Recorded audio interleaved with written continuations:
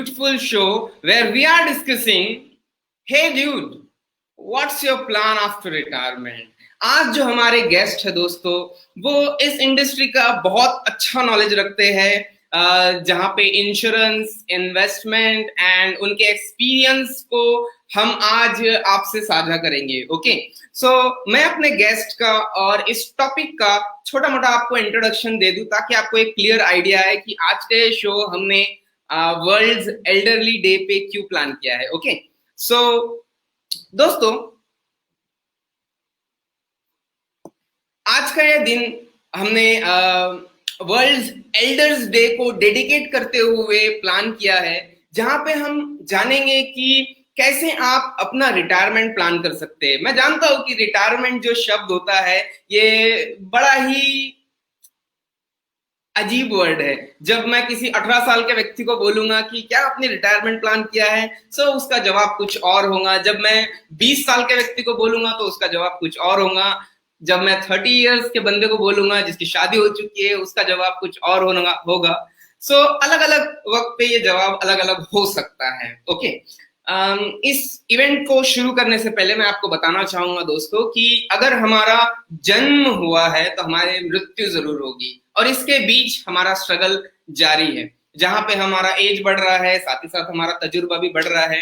तो ये जो डे है, वर्ल्ड एल्डर्स डे, ये आज का जो शो है मैं उनको डेडिकेट करना चाहूंगा जो अपने परिवार के साथ, अपने बुजुर्ग वर्ग के साथ अपना समय बिताते हैं। चाचा चाची, काका काकू, आजी आजोबा, नाना नानी, सभी लोगों को वो डेडिकेट करना चाहूंगा, और यंग लोगों को भी, कि आप अभी से अपना रिटायरमेंट प्लान कर सकते हैं और अपने इस आने वाले वक्त को सिक्योर कर सकते हैं। सो आज के जो हमारे स्पेशल गेस्ट है for this topic is none other than mister Jayant Harde from Nagpur. इनका 30 सालों का एक्सपीरियंस है दोस्तों in insurance and investment industry. ये फाउंडर है गुरु कृपा इंश्योरेंस इन्वेस्टमेंट के। सिंस 1992 ये वर्क कर रहे हैं इस इंडस्ट्री में। जो दोस्तों, आप इनकी वेबसाइट में जा सकते हैं, just go to Jayant Harde. आपको गूगल में सर्च करना होगा, गूगल में जाइए जयंतहरडे.in, वहां पे आप इन्हें सर्च कर सकते हैं और ज्यादा से ज्यादा जानकारी ले सकते हैं इनके बारे में। सो चलिए वेलकम करते हैं अपने स्पेशल गेस्ट को इस स्पेशल ओकेजन में, जहां पे हम सेलिब्रेट कर रहे हैं world elders day.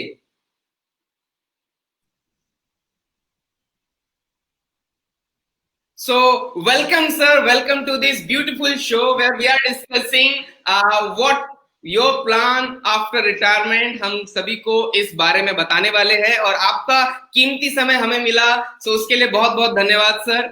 Welcome to this show sir. Welcome, thank you. Okay, so हमारे व्यूअर्स को मैंने आपकी छोटी मोटी जानकारी तो दे दी सर, लेकिन अगर आप अपने बारे में थोड़ा बहुत बताना चाहेंगे तो बहुत अच्छा होगा। सर, आपने ये जर्नी स्टार्ट कैसे की है? जैसे इंश्योरेंस एंड इन्वेस्टमेंट कंसल्टेंट, आप इतने बड़े अभी नागपुर में इंश्योरेंस एंड इन्वेस्टमेंट कंसल्टेंट बन चुके हैं पिछले 30 सालों से, यानी हमारा वक्त अभी शुरू ही हुआ है, लेकिन आप इस मार्केट में बहुत 3 डिकेड से है। सो मार्केट में कैसे अप डाउन आए या फिर आपका स्ट्रगल कैसे बढ़ा, सो हमारे व्यूअर्स जानना चाहेंगे sir. So up to you sir. Okay, एक स्टार्ट तो आपने बहुत अच्छा सवाल करके पूछा मुझे कि व्हाट इज माय जर्नी। तो ये जो मैं आज हूँ और जो मैं था, इसका कोई संबंध नहीं। These are total 2 different contrasts. Okay, basically I was a manufacturer. Okay, मेरे हिंडा एमआरडीसी में फैक्ट्री थी जहाँ पे मैं electric wires and cables manufacturing करता था। ओके, और ये सब काम जब चल रहा था तो उसके पहले 1992 में मेरे वाइफ ने एक पोस्ट ऑफिस की एजेंसी शुरू की थी जिसमें इन्वेस्टमेंट का काम शुरू किया था। ओके, ओके, और उसको असिस्ट करते करते कभी उसके साथ कभी कुछ काम की जरूरत पड़ी तो मैंने उसके साथ जो भी हाथ बटाया होगा। ये करते करते करते करते एक दिन हमने LIC की एजेंसी लिया। ओके, और LIC की एजेंसी लेने के साल भरे में की जो प्रोग्रेस था कि हमने देखा कि हम फैक्ट्री की तरफ में ध्यान नहीं दे पा रहे। ओके, अब जब ये ध्यान में आया कि अपन फैक्ट्री की तरफ ध्यान नहीं दे पा रहे, so we took it one decision कि close on the factory. Close all the factory. Okay, yes, factory close कर दी। साल भर के बाद में उसको बेच डाले।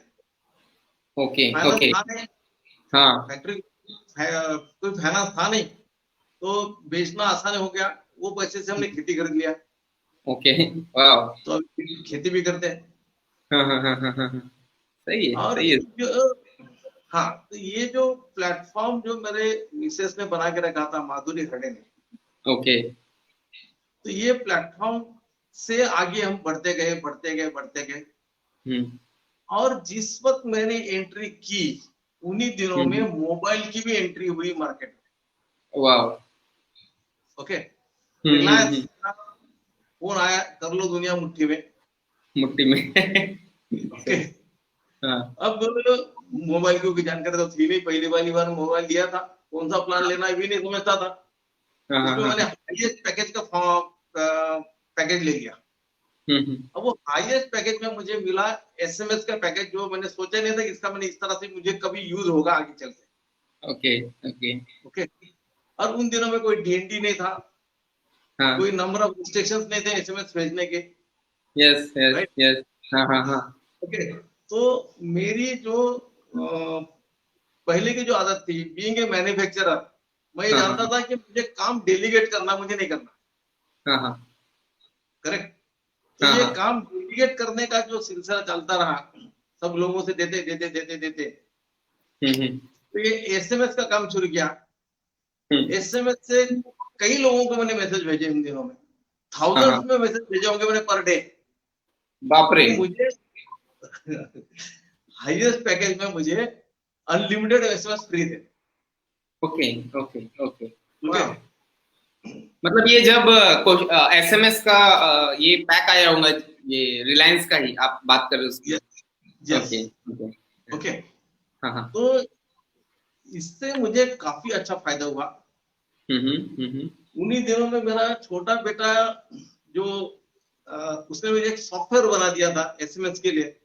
ओके तो we rope in the technology. Okay. तो हाथ से बटन दबाने का काम बंद हो गया। ओके, वाह। सो हाँ। Everything everything was automated because of मेरा छोटा बेटा। ओके। Right? सही है। हाँ हाँ हाँ। ये हुआ उन्हीं दिनों में, पहली बार ये हुआ कि मैंने टेलीकॉलर के थ्रू भी बिजनेस शुरू कर दिया। Okay okay. ओके, हाँ हाँ। तो होता ये है कि ना सुनना किसको अच्छा लगता है? नहीं। किसी नहीं, है ना? नहीं। हाँ। कोई यदि पूछे आपको कि, या आप कोई किसी को पूछे कि मैं ये बेचता हूँ, आप लोगे क्या? आप क्या बोल रहे हो? उसने नहीं बोल देता, आपको क्या लगेगा? अच्छा नहीं लगेगा। अच्छा नहीं लगेगा, थोड़ा अच्छा फील नहीं Right? होगा। हाँ हाँ हाँ। ये काम मैंने किसी को डेलीगेट कर दिया, ना तू सुन। अच्छा। क्रिएटिविटी से और दूर जो रहे। जो जो हाँ कहे उससे मेरी बात करा दे। उससे मेरी बात करो, बढ़िया राइट, बढ़िया। तो हाँ ये फिल्टर हो गया पहले। हाँ हाँ सबसे बड़ा उन दिनों में ये फायदा ये था कि उन दिनों में कोई डीएनडी था नहीं ना। हाँ हाँ। वो तो एक लेडी, किसी ने फाइनेंस मिनिस्टर को फोन कर दिया था प्रणब मुखर्जी को कि आपको लोन चाहिए क्या?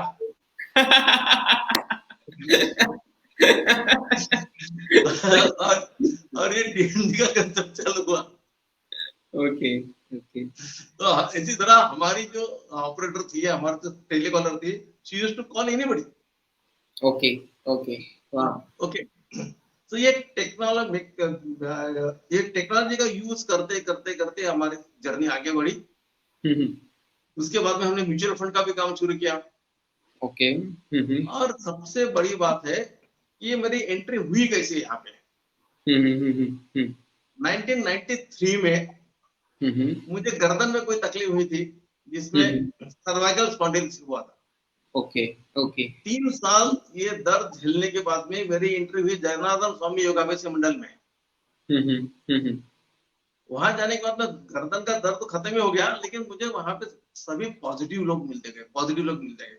Okay okay. मेरे एक मित्र थे जो मेरे से 25 साल बड़े, जिन्होंने मुझे कहा था कि कोई ऐसे ऐसे एक पर्टिकुलर स्कीम आएगी, उसके लिए तुमने काम करना, बहुत अच्छा काम रहेगा तुम्हारा। Okay okay. और अच्छा, वो जो मेरे मित्र थे, अब तो इस दुनिया में नहीं रहे वो। हम्म। उनकी प्रोफाइल ऐसी थी कि आरबीआई गवर्नर उनके मित्र है, बैंकों के चेयरमैन उनके मित्र है। ओके। ओके, तो ये ऐसे लोगों से मेरे संबंध बने, मुलाकात होती, अच्छी दोस्ती हुई, कहाँ पे? योगा वैसी मंडल में। वाह, ये अच्छा है। योगा हम्म। वैसी मंडल का पॉजिटिव, वहां पे पूरा पॉजिटिवनेस है। वहां वाह पे जो जो पॉजिटिविटी जो मिली, उसकी वजह से ये सिलसिला आगे बढ़ता गया। वाह सर, वाह वाह। सो मैं ये बोलना चाहूंगा यहाँ पे कि behind every successful man there is a woman. ये जर्नी स्टार्ट हुई थी नाम से, मैम के वजह से। So behind every successful man there is a woman. So sir, मैं इस टॉक शो का सिलसिला आगे बढ़ाते हुए आपसे पहला क्वेश्चन मैं पूछना चाहूंगा सर कि जी अभी देखिए एज बढ़ना ही है मोस्ट, ये तो कॉमन प्रॉब्लम है, मतलब प्रॉब्लम भी नहीं बोल सकता, ये टाइम जाएगा ही, हमारी एज बढ़ेंगे ही, ये कठोर सत्य है।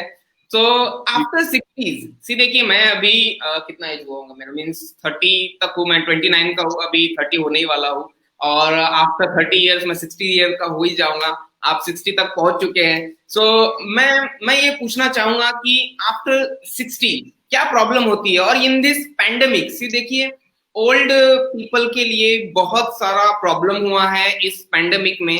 तो आपने कौन से प्रॉब्लम को ज्यादा कॉमन देखा है सर? मीन्स मैं ये पूछना चाह रहा हूँ कि most common problem of 60 years aged people या उसके बाद वाले जो भी एजेड पीपल है, उनको मोस्ट कॉमन प्रॉब्लम क्या रहा है सर इस कोविड में या इस पैंडेमिक में? Okay, fortunately for me, okay, hmm. मेरे दोनों बेटे, दोनों बहुए, ओके, सभी हम लोग एक साथ है, तो हमें कोई दिक्कत ही नहीं आई। ओके। ओके, हाँ, वाह। हमें ये पैंडेमिक का हमको कोई प्रश्न नहीं आया कि प्रश्न ही नहीं कैसे पड़ा। आगे। बढ़िया ओके, है। हाँ। तो मुझे ये जो सरकार ने जो कहा था कि मूवमेंट मत करो, बाहर मत जाओ, हम्म। तो सही में मैं कहीं बाहर गया नहीं हूँ, लेकिन बाहर में जाते हुए मुझे कोई दिक्कत भी नहीं, क्योंकि हर चीज हो रही थी बराबर, दोनों बेटे साथ में हैं। बराबर बराबर बराबर। अभी जिनको प्रॉब्लम आ सकती है, जिनको प्रॉब्लम आए है, वो लोग है, या तो जिन्हें दो बेटी है, ओके। दोनों बेटी शादी होके चले गए, वो दोनों यहीं पे है, या उनके दो बेटे हैं, या एक बेटा एक बेटी है, वो यहाँ पे नहीं है। कई लोग के जो है, जो अब्रॉड है, यहाँ पे ये लोग वहां जा नहीं सकते, या वो लोग यहाँ आ नहीं सकते। यस, उन्हें तकलीफें जरूरी हुई है। उसमें कुछ लोग ऐसे हैं जो जिनका फिटनेस है, उसमें कोई तकलीफ नहीं है, ओके। क्योंकि जिनकी मूवमेंट हो सकती है। जो हायर एज में है, हायर एज ब्रैकेट में है, जो मूवमेंट में कोई तकलीफ है, उनको उनको सही में बहुत तकलीफ है, क्योंकि वो कुछ भी नहीं कर सकते थे, कुछ भी कर नहीं सकते, टेक्नोलॉजी है नहीं उनके पास, समझते नहीं। आज ऑलमोस्ट समझे 75 प्लस के जो लोग हैं, वो नया इंटरनेट समझते हैं, ना स्मार्टफोन समझते कई लोग उसमें। तो बराबर। ये जो दिक्कतें थी उनके लिए कि कोई चीज मंगानी है, कहाँ से मंगाए, यस, इस तरह का उनको तकलीफ जरूर आई है। जी इस तरीके की तकलीफ आई, जैसी अभी आपने बोला, जैसे कि परिवार साथ में था तो ठीक था, लेकिन अगर जिनका परिवार साथ में नहीं था तो उनको ज्यादा तकलीफ आई है, ये आप बोलना चाहते हैं? और उसमें भी बहुत सारे जो मैंने ऐसे भी फील लोग किया, होंगे। हाँ। जो मैंने फील किया हो, जो मैंने महसूस किया हो, जब मैंने लोगों से बात करता था फोन पे, ओके, तो यहाँ से जो बात ध्यान में आई, ये बात इस ध्यान में ओके, जिनको जो बीमार रहते थे उनको भी बहुत ज्यादा तकलीफ हुई है। बिल्कुल। और और उनके लिए तो और बहुत ज्यादा तकलीफ थी कि कोई भी डॉक्टर उनको अटेंड भी करने को तैयार नहीं है। हाँ, मेडिकल जैसे मेडिकल यस, प्रॉब्लम हुई है, मेडिकेशन प्रॉब्लम हुई है। प्रॉब्लम बहुत ज्यादा सर, हुई। मैंने तो अभी अभी मैं आपसे और एक डिस्कस करना चाहूंगा अपने व्यूअर्स से कि हाल ही में हमारे बड़े मौसा जी थे, उनका देहांत हो गया, प्रभु उनके आत्मा को शांति दे। तो हुआ क्या था सर कि उनको एकदम से कुछ अटैक, सीवियर अटैक आ रहा था, तो उनको हम हॉस्पिटल में शिफ्ट कर रहे थे, कुछ हॉस्पिटल्स में। तो कुछ कुछ हॉस्पिटल्स ने मना कर दिया डायरेक्ट कि जब यस, तक आपका कोविड टेस्ट नहीं होगा तब तक का आपको हम एंट्री नहीं देंगे। सो एक अभी देखिए अभी हमने लास्ट एक शो किया जहाँ पे डॉक्टर साहब आए थे, जहाँ पे हार्ट का कुछ प्रॉब्लम उन्होंने बताया था उनको। मेरे मौसा जी को हार्ट का प्रॉब्लम नहीं था, उनके दवाई में कुछ तो भी मीन्स कुछ क्या बोल सकते हैं, पॉइजनस या कुछ तो भी हो गया था, रिएक्शन हो गया था, इसलिए शायद से उनका देहांत हुआ था उस कारण से। बट एक और भी कारण था उनके देहांत का, कि जहां तक मुझे पता है कि टाइम, सर टाइम मीन्स कैसा था कि उन्हें जल्दी ट्रीटमेंट मिलना चाहिए था, लेकिन डॉक्टरों ने ये बोला कि आपका कोविड टेस्ट होना बहुत जरूरी है, क्योंकि उनकी एज ज्यादा थी, वो 60 के ज्यादा थे। सो डॉक्टर लोग भी शायद इसके लिए घबरा रहे थे, और हो भी सकता है ये अच्छी बात, मतलब डॉक्टर लोग अपने आप को सेव कर रहे थे कि बाबा अगर इनको कुछ हो गया तो हमारे डॉक्टर, मतलब कि डॉक्टर पेशेंट में कुछ ये आ जाएगा, फिर अगर इनको कोरोना हुआ तो क्या हो सकता है, क्योंकि ज्यादातर स्मॉल चिल्ड्रंस को हो रहा है, ज्यादा इफेक्ट हो रहा है, और ज्यादा जो हो रहा है एजेड जितने भी लोग हैं, 60 के अबाउ जितने भी लोग हैं उनको हो रहा है। तो ये प्रॉब्लम मुझे ज्यादा खटका सर इस कोविड में, कि ट्रीटमेंट जो है, ट्रीटमेंट देने के लिए लोग रेडी नहीं है। सो ये थोड़ा ज्यादा प्रॉब्लम था। आपका क्या विचार है? नहीं, बिल्कुल सही है, ये प्रॉब्लम बहुत ज्यादा है, बहुत हम्म। ज्यादा है। और मतलब वो पेशेंट तो मतलब यहाँ पे स्टेज है कि वो दम तोड़ने के स्टेज में है, लेकिन डॉक्टर को हाथ लगाने को तैयार नहीं। अच्छा, हम यदि डॉक्टर के नजरों में देखते हैं, वो भी से कोई गलत नहीं थे, उनको तो उनको भी अपनी जान की परवाह थी। बराबर बराबर बराबर। यदि वो पेशेंट यदि पॉजिटिव निकलता है तो उनकी हम्म। जान को खतरा है, यस करे तो यस। क्या करे, है ना? बराबर बराबर दोनों बराबर। तरफ से नकली मिलती है, neither the doctors were wrong, हम्म। अब to certain extent situation, you can say, yes, to situation certain he extent है। you can say, अब हाँ, इसका इसका सोल्यूशन तो कोई दे भी नहीं सकता है, कि अभी तो नहीं दे सकता जब तक दवाई नहीं आ जाती है, क्योंकि इतना ज्यादा निगेटिविटी फैला हुआ है इस पैंडेमिक की वजह से। मैं शो के माध्यम से, एक मेरी मुहिम है कि सर थोड़ा पॉजिटिविटी इन्वायरमेंट फैले, तो उसी के साथ में मैं दूसरा क्वेश्चन इसमें जोड़ना चाहूंगा सर, कि देखिए हर किसी को फैमिली का सपोर्ट बहुत जरूरी है, लेकिन जो एज एज हमारी बढ़ जाती है तो हमारा जो, जैसे जैसे अभी देखिए मेरी एज बढ़ जाएगी तो शायद इतना एनर्जी जो अभी मैं फील कर रहा हूँ, इतना एनर्जी ना हो, और हो सकता है कि 60 ईयर्स के बाद, 70 ईयर्स के बाद मैं बूढ़ा हो जाऊंगा, मैं कुछ कर नहीं पाऊंगा शायद से। तो क्या support they most require from their family, यानी एज एन एजेड पीपल मैं अगर सोच रहा हूँ, क्योंकि मैं उस अवस्था में तो अभी नहीं हूँ, आप उस स्तर पे है, और आप इतने सारे लोगों से मिलते भी हैं। सो क्या सपोर्ट वो लोगों से चाहते हैं, means as an old people, what kind of support I really need from my family?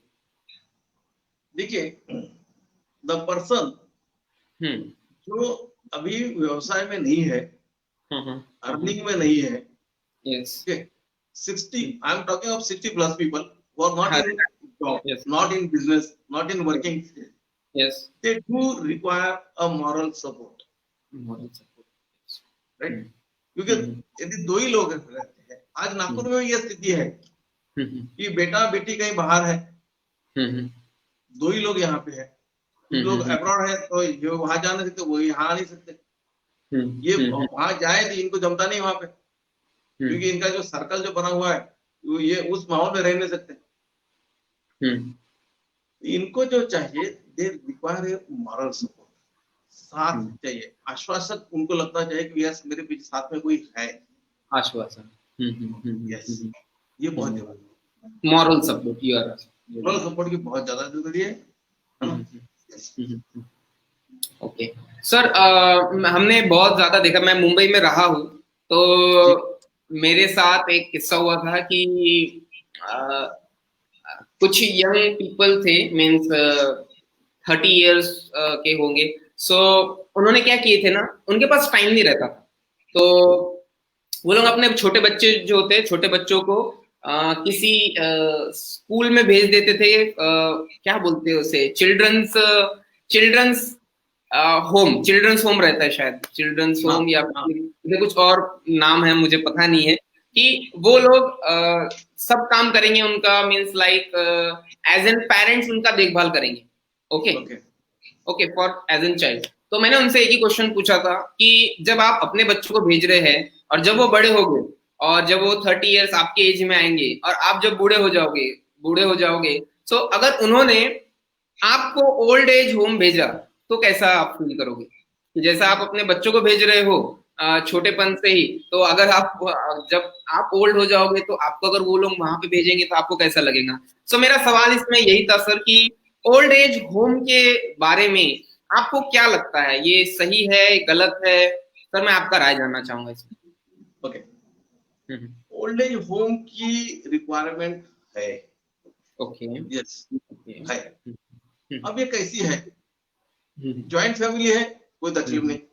Joint बराबर। फैमिली का कुछ हद तक है, नागपुर में है।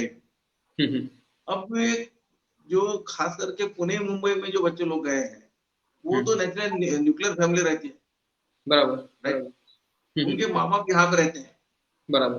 वो दोनों अकेले रहेंगे। Okay. Almost most of the cities में ऐसी स्थिति है कि वो हम्म, दोनों अकेले रहते हैं यहाँ पे। हम्म, अब ऐसे स्थिति में इनको ओल्ड एज होम की जरूरत है क्या? कुछ हद तक है।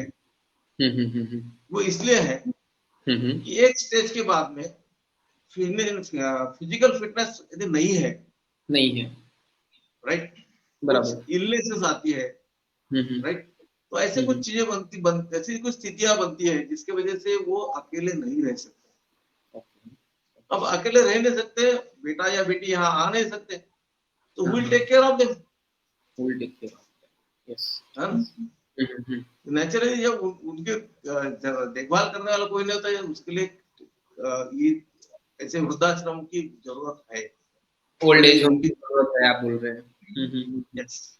पर अगर फैमिली है सर, जैसे मान के चलिए उनके बेटा बेटी यहाँ पे है, फिर भी वो ओल्ड एज होम भेज रहे हैं, जैसे मुंबई में होता है, जैसे पुणे में देखा है मैंने, जितने भी मोस्ट मेट्रो सिटीज है वहां पे होता है।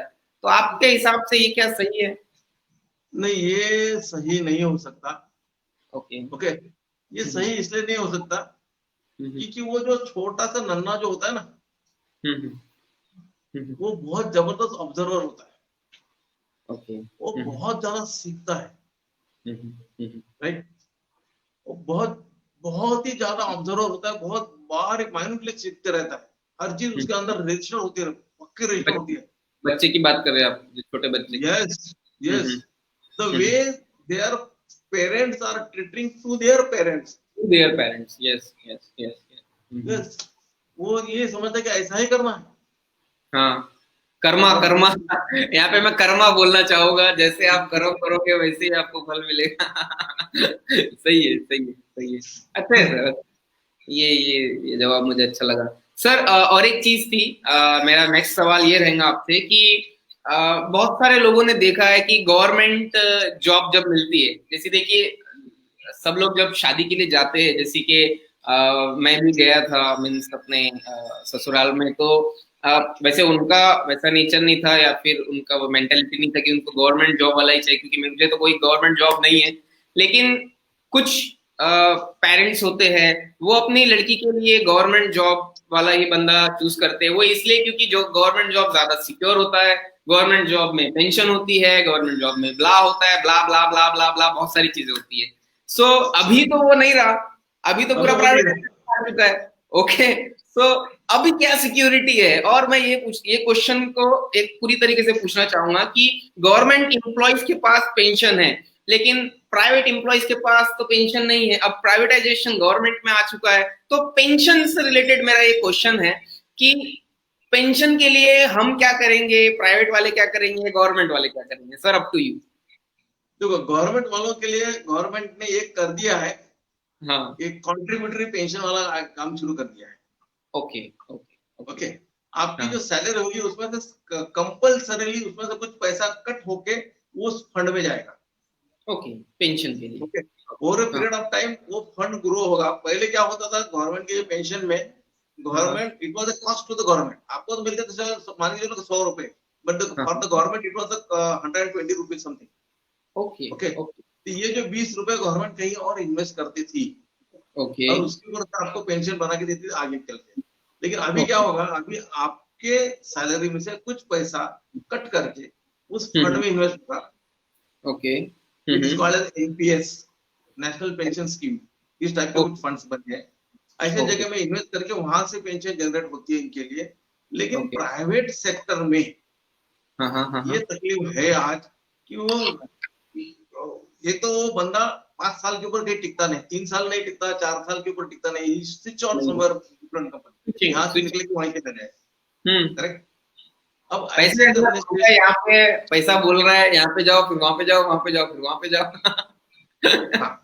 हाँ, नहीं ये आई एम नॉट एडवाइजिंग इधर से जाओ उधर जाओ, लेकिन हाँ, ये हाँ, सब करते वक्त में क्या होता है कि उसका ग्रेचुइटी जनरेट नहीं होती, उसका प्रोविडेंट फंड भी जनरेट नहीं होता। अब यहाँ पे एक ऑप्शन है कि वो प्रोविडेंट फंड दूसरे कंपनी में स्विच करे, लेकिन कई बार क्या होता है कि बच्चे लोग विड्रॉ कर लेते हैं, खर्चा करते हाँ, हाँ, ओके।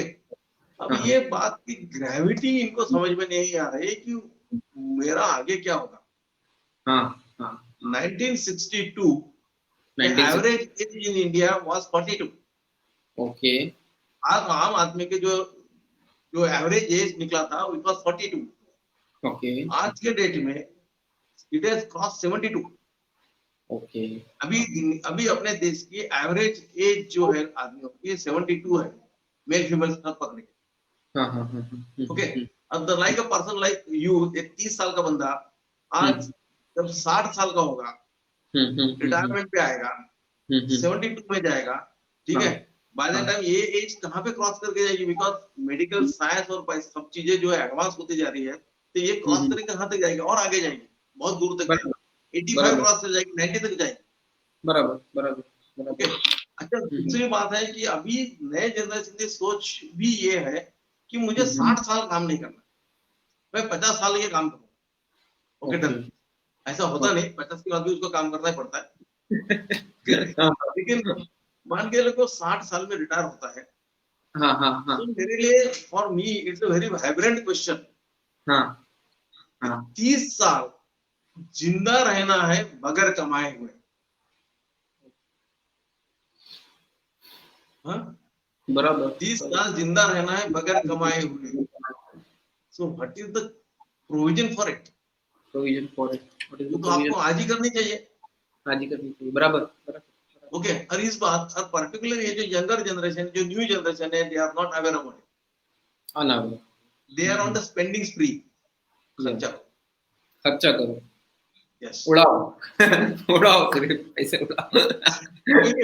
हमारे हिंदू धर्म में या हिंदू या हम don't want to go with any religion type something, लेकिन हमारा एक संस्कार बना है कि हम जो घर पे खाना बनाते हैं तो पहले हम भगवान को कुछ भोग चढ़ाते हैं, बराबर, उसके बाद में हम खाते हैं, यस, राइट, यस, यस, ऐसे करते हैं लोग, यस, करेक्ट। हाँ, इसका मतलब क्या हुआ, जो हमने कमाया उसका कुछ बाजू में निकाल के रखा और बाद में हम बचा हुआ हमने खाया, ओके, इन्वेस्टमेंट, या इस टाइप के लिए हम यूज करते हैं कि इतना रुपए मैंने कमाए हैं, इसमें से कुछ पैसे मैंने सेविंग में डाल दिए, इन्वेस्टमेंट में डाले, मेरे फ्यूचर प्लानिंग में डाले, और बचे हुए जो पैसे उसमें से आई हैव टू मैनेज।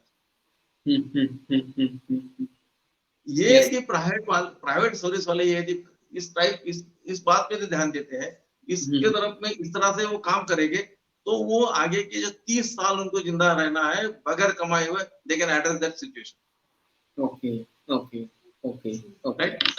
वाह, वाह सर, बढ़िया सर। सो मेरा एक नेक्स्ट इसमें सवाल है सर कि ऐसी कोई करेक्ट एज है क्या, जैसे आपने कहा कि यंग जनरेशन भी इसे शुरू कर सकता है, तो यंग जनरेशन यानी क्या, 18 साल, 19 साल, क्योंकि 18 साल के लोग भी कमाना अभी स्टार्ट नहीं करते हैं, जहां तक मुझे पता है 21 साल के आप अच्छे से कमाना शुरू कर देते हैं, लेकिन मुंबई मेट्रो सिटीज में हमने देखा है सर 16 साल के लोग भी कमाते हैं, और अगर आप न्यूयॉर्क जाओगे, यूएस और दुबई जाओगे तो वहां पे भी छोटे छोटे बच्चे लोग कमाना शुरू कर देते हैं, तो एक करेक्ट एज क्या होनी चाहिए सर इसे प्लानिंग करने के लिए?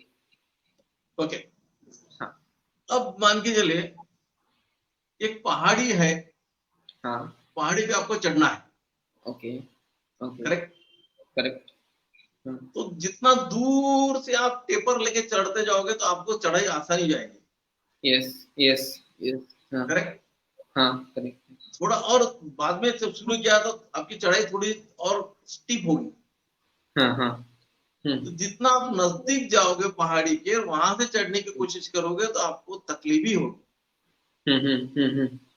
पहाड़ी मतलब आपका रिटायरमेंट एज है, हाँ, 60 साल की एज है, आप 40 में शुरू करोगे तो आपको 20 साल बचे, आपका जो ग्रेडेड हो गए आपको मतलब ज्यादा तकलीफ से आपको अचीव करना पड़ेगा, बराबर, बराबर, बराबर।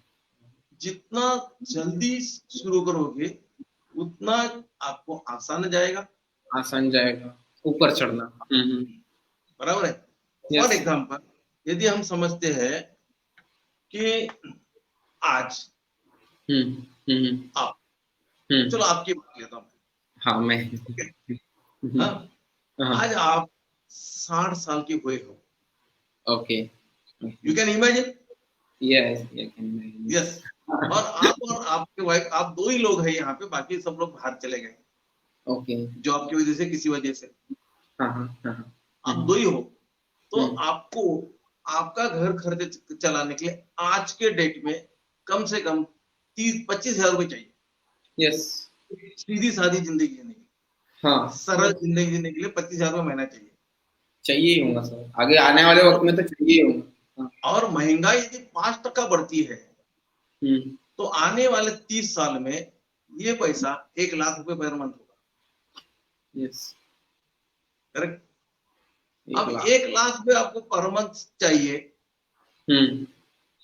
Right, 30 yes. साल के बाद, मतलब सालाना 12 लाख रुपए। वाह। और उन दिनों में यदि ब्याज का रेट यदि 2% है हाँ। तो आपको 6 करोड़ रुपए चाहिए आपके जेब में। अरे बाप रे। यदि आपको 6 करोड़ रुपए आपके जेब में चाहिए, उसके लिए हम सिंपल तरीके से समझते हैं कि ये 6 करोड़ रुपए बैंक में डाल दूंगा एफडी में, यदि उन दिनों में रही तो। हाँ और उसका उसका मैं ब्याज लेते रहूंगा, जो सालाना 12 लाख रुपए, मतलब जो पैसा मिलेगा उसके हिसाब से मैं अपना काम चलते रहूंगा, हाँ हाँ इंटरेस्ट। अब ये जो आपको 6 करोड़ रुपए चाहिए, हाँ करेक्ट, हाँ उन दिनों में 60 साल में, हाँ। यदि आप 40वें साल में पैसे बचाना शुरू करोगे तो आपका पर मंथ कितना खर्चा पैसा लगेगा आपको।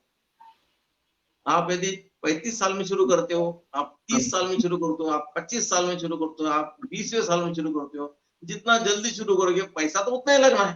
पैसा उतना ही लगना है। करेक्ट। वो बराबर। जो पैसा उतना ही लगना है, उसके लिए आप जितना जल्दी शुरू करोगे उतना जल्दी पहुंच जाओगे, आसानी से पहुंच जाएगा, आपको पता भी नहीं चलेगा कि मैंने अपने जेब से कुछ पैसे निकाले भी हैं। 50 साल में कोई सोचेगा तो उसको तो करीब करीब 70% 80% तो तनख्वाह को उसमें सेविंग में डालनी पड़ेगी, तब वाह। जाके वो कर पाएगा। या हो सकता है कर भी नहीं पाएगा। हाँ हाँ हाँ। करेक्ट। बराबर है। हाँ। कोई प्लान करता भी नहीं है, कभी कभी कोई प्लान नहीं करता है तो उसको 60 साल के बाद में पता चलता है, अरे यार काश मैंने कुछ प्लान किया होता। बराबर। यस। हाँ। सो मतलब जितने जल्दी आप स्टार्ट करोगे, चाहे आप 18 साल के हो, 16 साल के हो, अगर आपके पास कमाई शुरू हो जाती है तो आवक शुरू हो जाता है, तो आप सेविंग में स्टार्ट कर दो, ऐसा आप कहना चाहते हैं। बिल्कुल। जिस दिन बत्ती जली उस दिन शुरुआत करें। जब सवेरा हुआ, मतलब जब नींद खुली तब सवेरा। सही है सही है। सर मेरा नेक्स्ट क्वेश्चन आपसे होगा सर इसका, कि जी। इसमें हमें इंश्योरेंस हाँ। कैसे सपोर्ट कर सकता है हमारे रिटायरमेंट में। इंश्योरेंस का कि आपका नॉलेज है, इतना सर्विस आपने दिया है लोगों को, और इंश्योरेंस कैसे हमें सपोर्ट कर सकता है, इसके ऊपर मैं आपसे कुछ चर्चा करना चाहूंगा। चलो, अब देखिए कैसा होता है कि यदि हमको वो रिटायरमेंट में पैसा जमा करना है या किसी और पर्पस के लिए, you can have some different goals life में, किस किस पर्पस से आपको पैसा चाहिए। अब जिस पर्पस से आप पैसा जमा करना चाहोगे, अब बैंक के बोले रिटायरमेंट का है, अब रिटायरमेंट के लिए आपको पैसे चाहिए, और बहुत तरीके हैं। आप म्यूचुअल फंड में पैसे डाल सकते हो, ओके आप प्रॉपर्टी में पैसे डाल सकते हो, ओके आप सोना खरीद सकते हो, ओके। बहुत सारी चीजें हो सकती हैं। लेकिन ये सभी चीजें ऐसी है कि जिसको कभी भी आप बेच सकते हो। Okay okay right. ओके। कभी भी आप उसमें से विड्रॉ कर सकते हो। इसमें ये लिक्विड, ये जो रहता है लिक्विड मनी, जहां मैंने लिक्विडिटी जहाँ पे है, जहाँ पे लिक्विडिटी है। अब इसका मैं दूसरा एग्जांपल दूं आपको, कि आपने कोई फ्लैट खरीदा ओके। और बैंक से फाइनेंस लिया, बैंक से फाइनेंस ले लिया। यस। 25 साल का, 25 साल का। ठीक है, या 20 साल का फाइनेंस, तो आप कंपल्सरीली इसके इंस्टॉलमेंट भरते जाओगे, भरते जाओगे, भरते जाओगे। Yes yes yes. अब आप जब कंपल्सरी इसके इंस्टॉलमेंट भरते जाओगे, भरते जाओगे, तब आप वो फ्लैट आपका होगा। यस, यदि डेफिनेटली। आपने इंस्टॉलमेंट भरना बंद कर दिया तो फ्लैट हाँ, किसका होगा? बैंक का होगा। बैंक का होगा। बैंक उठा यस, लेगी, यस, आपका नहीं यस, हुआ। यस, यस, तो यस। ये जो कंपलसरी जो है, ये हम्म। आपको आपके गोल तक लेके जाता है, और जहाँ ओके, लिक्विडिटी है वो आपको हाँ, गोल तक नहीं ले जाएगी। Okay, okay, okay, okay. Okay, यदि हाँ, बैंक ने आपको बोल दिया कि पैसा भरना है तो भरना, नहीं भरना है तो मत भरना। हाँ, ओके, बैंक कुछ दिनों तक रहा, देखिए एक दिन उठा के फ्लैट फ्लैट ले जाएगी, आपका फ्लैट हुआ नहीं, हाँ, आपका टारगेट पूरा नहीं हुआ, हाँ, बराबर। आपका आपने जो कहीं भी। मोटिव है वो मोटिव पूरा नहीं हुआ। तो ये हम्म। इंश्योरेंस पॉलिसी ये होती है, ओके, हम्म। कि भलाई वो म्यूचुअल फंड से कम रिटर्न दे। यस, मैं मेरे पास में म्यूचुअल फंड का काफी अच्छा काम है, मैं काफी अच्छा एडवाइस करता हूँ। हम्म। क्या अभी तो, लेकिन हाँ, इसके बावजूद भी कुछ चीजें ऐसी है, हाँ, हाँ, जैसे इंश्योरेंस पॉलिसी होती है, इंश्योरेंस पॉलिसी होगी 20 साल हाँ, की, 25 साल की, 30 साल की, 35 साल की। हम्म। तो उसके उसमें कंपलसरी आपको पैसा भरना है, ओके, करेक्ट। ओके, तो जब आप पैसे भरते जाओगे तो एक दिन आप वो गोल पे पहुंचोगे और वो गोल अचीव होगा, ओके, ओके, ओके, करेक्ट। वाह। मैं अपने व्यूअर्स को ये भी बताना चाहूंगा सर कि मुझे म्यूचुअल फंड का जो आइडिया है सर ने ही दिया था। इन्होंने मुझे समझाया था कि म्यूचुअल फंड कितना जरूरी है, अपना इन्वेस्टमेंट करना कितना जरूरी है।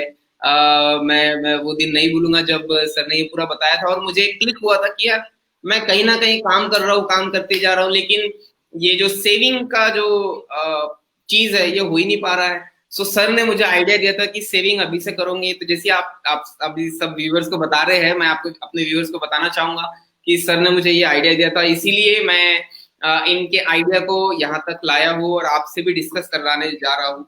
अब सर मेरा नेक्स्ट क्वेश्चन इसमें ये है कि व्हाट इज द करेक्ट या best retirement plan for us, for any age like 18 to 20, what is the best retirement plan as per your knowledge, sir?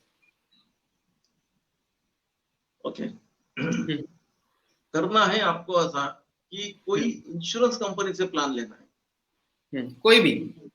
दो प्रकार के हो सकते हैं, दो काम हो सकते हैं। हाँ, हाँ। एक हाई रिटर्न प्लान लिया, यदि हम्म। आप डिटरमिन्ड है कि ये हम्म। पैसा मेरा नहीं है, इसको मैं निकालूंगा नहीं, विड्रॉ नहीं करूंगा, खर्चा नहीं करूंगा, हम्म। राइट। तो ऐसे वक्त में आप you can go for a blend of hmm. Insurance and mutual funds. Okay, okay. Okay, तो इंश्योरेंस में कुछ ऐसी पॉलिसी ली है कि जहां से आपको गारंटीड पैसा मिलेगा, या उतने साल तक आप कंपलसरी सेव करोगे, उसके बाद में एक सर्टेन अमाउंट जनरेट होगी। और एट द सेम टाइम कुछ पैसे आपने म्यूचुअल फंड में भी डालना शुरू किया, जहां से भी कुछ पैसा बनेंगे। ये दोनों का पैसा लेके आप can well plan your retire. Okay, okay, okay, okay, okay. So any other means आप कोई नाम बता सकते, कोई प्लान, सर्टन प्लान इंश्योरेंस में, और म्यूचुअल फंड का तो पता ही होता है।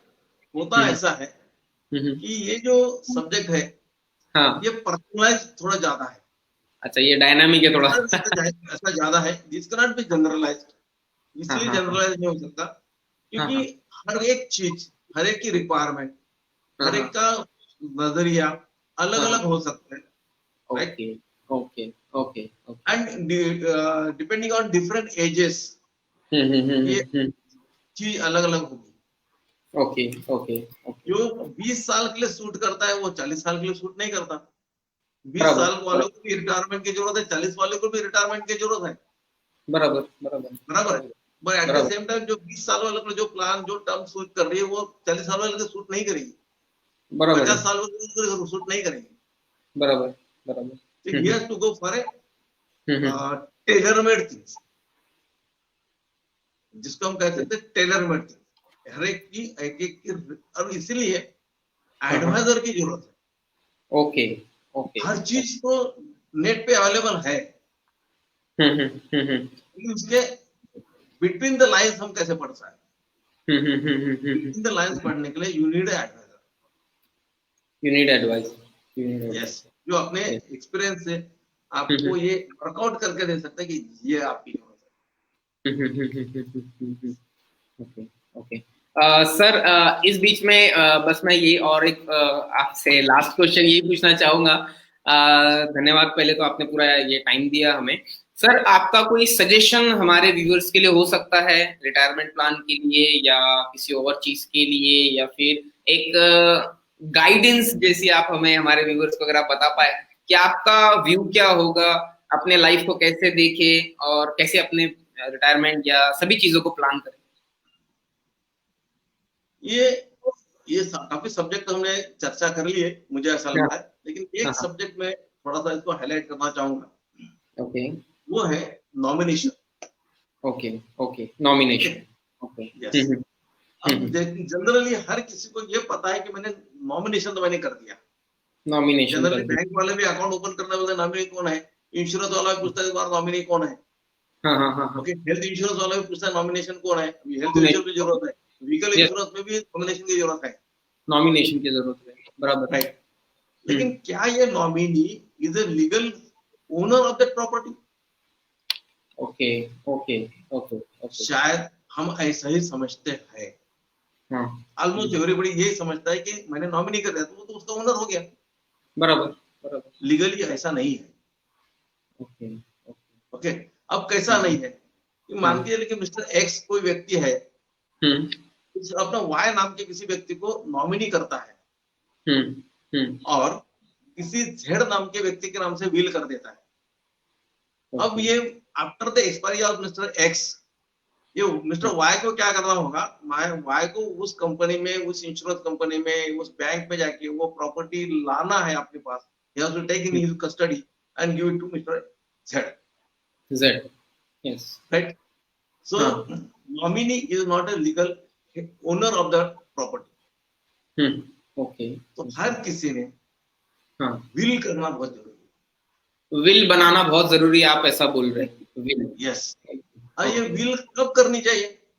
हाँ जैसे इंश्योरेंस कब करना चाहिए, लाइफ इंश्योरेंस कब करना चाहिए, गाड़ी का हाँ इंश्योरेंस कब करना चाहिए, हेल्थ इंश्योरेंस कब करना चाहिए? गाड़ी का एक्सीडेंट होने के एक दिन पहले गाड़ी का इंश्योरेंस कर लो, या गाड़ी चोरी जाने के पहले एक दिन कर लो, बीमारी होने के 2 दिन पहले कर लो, डेथ होने के एक दिन पहले इंश्योरेंस कर लो। इतने दिन फुकट में गए इंश्योरेंस, क्या जरूरत थी? हाँ, इसका यदि जवाब आपके पास है तो हाँ इस तरह से काम कर सकते हैं। जब यदि नहीं है तो हाँ इंश्योरेंस कब करना है? आज, अभी, इस वक्त।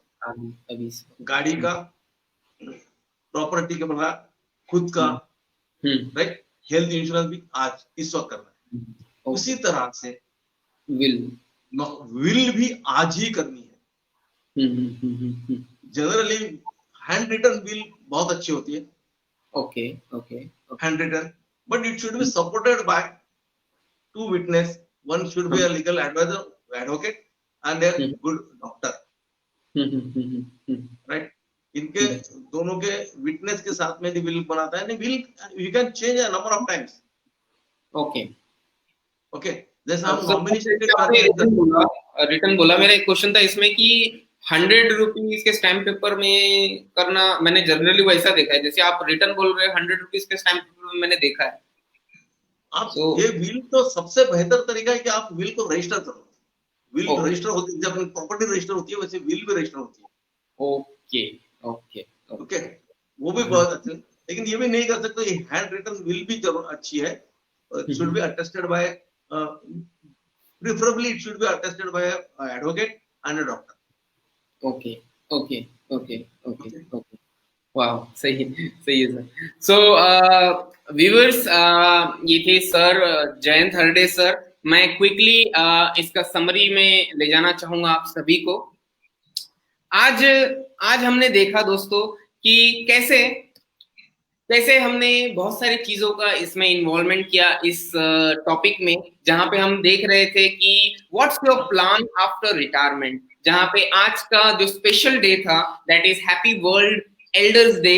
हमारे गेस्ट टुनाइट थे mister Jayant Harde sir, insurance and investment consultant since 1992।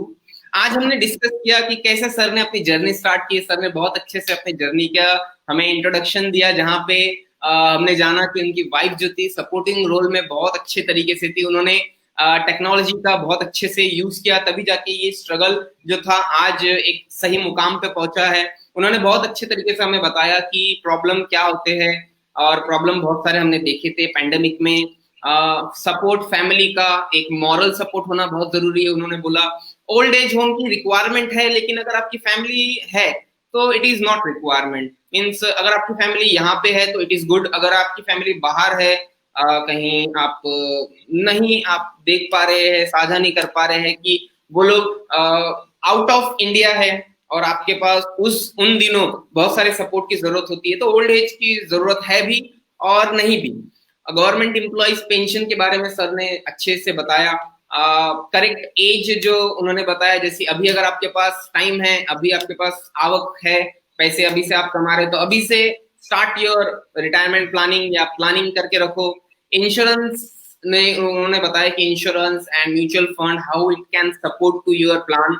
What is the best retirement plan, तो उन्होंने बताया कि जैसे म्यूचुअल फंड एंड इंश्योरेंस, और उन्होंने बहुत अच्छे से एक सजेशन भी दिया कि अपनी विल बना के रखिए। बहुत सारे लोगों को विल पता ही नहीं होता है कि विल बना के रखना है या नहीं रखना है, नॉमिनी कौन होता है, देन उसके बाद the best owner of this will, या फिर उसके बाद किसको वो प्रॉपर्टी जानी चाहिए। तो सारा कुछ आप विल में रख सकते हैं, आप हैंड रिटन करके रख सकते हैं। 2 लोग उसमें जरूरी है, एक आपका कंसल्टेंट या एक डॉक्टर, आप दोनों के बीच में, मीन्स दोनों को साथ में रख के गवाह लेके उनको वहां पे आई विल आप रख सकते हैं। दोस्तों, अगर आपको हमारे इस टॉपिक से रिलेटेड कोई भी क्वेश्चन एंड डाउट्स होगा तो आप अभी इसे पूछ सकते हैं, या फिर आप कभी भी इस चैनल के थ्रू, हमारे फेसबुक पेज में ये वीडियो रहेगा, हमारे यूट्यूब चैनल में ये वीडियो रहेगा, एंड हमारे इंस्टाग्राम में भी ये वीडियो रहेगा, जहां पे भी आप मुझे फॉलो कर रहे हैं। अगर आप ज्यादा जानकारी चाहते हैं, सर से मिलना चाहते हैं, सर से कांटेक्ट करना चाहते हैं, तो आपको स्क्रीन में ये नंबर दिख रहे होंगे, एंड इनकी वेबसाइट है jayantherde.com। सॉरी फॉर दैट कि मैंने .in बोल दिया, लेकिन jayantherde.com is the right correct URL, and the number is showing in your screen is the correct number. आप इनकी वेबसाइट में जा सकते हैं, जितना भी आपको डाउट है या क्वेरी है आप इनसे डायरेक्टली पूछ सकते हैं इस नंबर पे। और लास्टली मैं यही कहना चाहूंगा दोस्तों कि अगर आप अभी से प्लान करते हैं तो आप आने वाले वक्त में अपने आप को एक अच्छा बेहतरीन मौका दे रहे हैं कि खुद को सपोर्ट करने का, सेल्फनेस का, कि आपने पहले जो बीज बोया था आज जाके आपको फल तोड़ने का ही सिर्फ अवसर उन दिनों ने दिया है। यानी आज अगर मैं आज से ही प्लान करता हूं दोस्तों, तो आने वाले वक्त में जब मैं 60 या 70 क्रॉस कर लूंगा, जब मेरी इतनी एनर्जी नहीं रहेगी जो अभी है, तो तब मैं क्या करूंगा। तो आज से ही मुझे वो प्लान करना बहुत जरूरी है। जब जागो तब सवेरा, जैसे सर ने कहा, जब जागो तभी सवेरा। तो इसी नोट के साथ मैं आज का शो यहाँ पे कंप्लीट करता हूँ दोस्तों, और हमारे गेस्ट को धन्यवाद देना चाहूंगा कि उन्होंने अपना कीमती वक्त हमारे व्यूअर्स को और हमें दिया। Sir, thank you very much, thank you for your time, and hope you see in next time, next show. And viewers, हम ऐसे ही टॉपिक्स लाते रहेंगे, और मैं आपसे वादा करता हूं कि we will definitely break up with this corona and we will fight back and grow our business and our life. So thank you very much sir, thank you for your time sir, thank you. चलिए, bye sir, bye. Bye.